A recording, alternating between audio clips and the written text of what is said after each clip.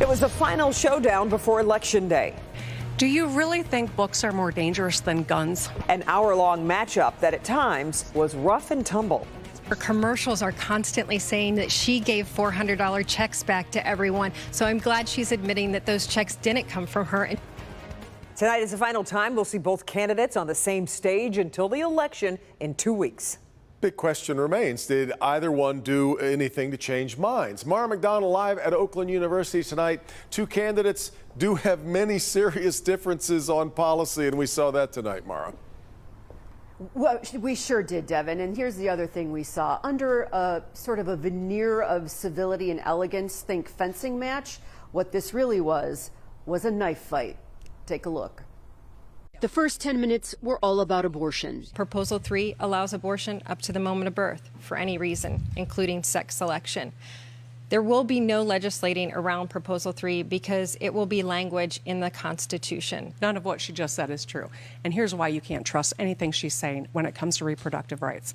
She's the one that said a 14-year-old child raped by her uncle is a perfect example of someone who should not have reproductive rights and the ability to choose. She went further to say it is healing for a person who's raped to carry that child to term. The second 10, the economy. A governor cannot fix global inflation, but what I can do is put more money in your pockets, and that's exactly what we've done. This governor has not done anything to help inflation, but I would put money back in your pockets. I would make sure we have that child tax credit. I would make sure that we reduce the income tax. And then there was relitigating COVID when it comes to kids. Mrs. Dixon says that I kept students out longer than any other state. That's just not true.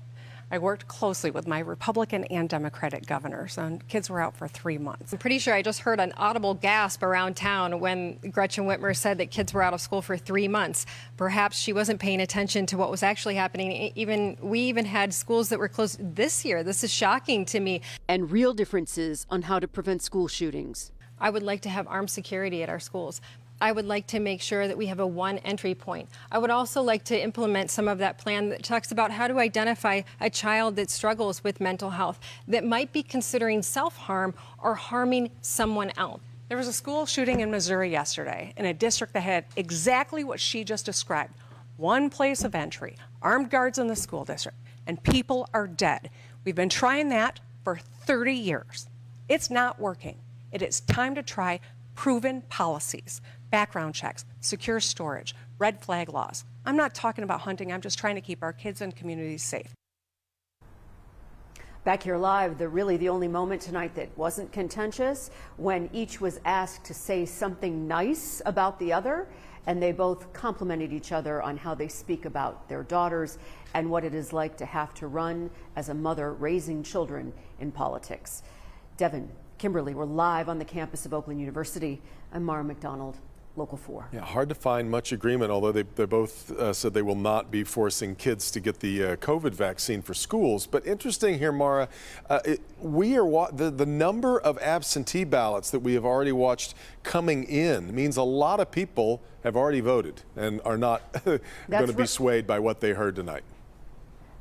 That's right, Devin. I mean, you know, if you compare and contrast the amount of absentees that have been requested this year, this time, versus 2018, which is the last midterm, 1.8 million now, 1 million then, versus the rate of return, already more than 700,000 have been returned versus 2018, that was about 400,000. Yeah, so, really. yeah, people have already started voting. Yeah, extraordinary. All right, Mara.